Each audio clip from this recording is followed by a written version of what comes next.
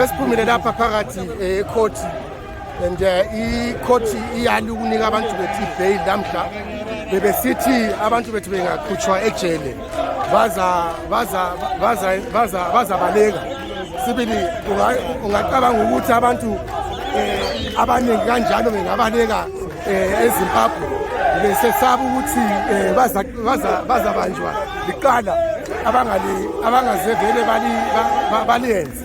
So thina sizathatha indaba le sihambe e-high court siyo-challenge sifake i-appeal yethu ye-bail. And you see what happens. This is what happens.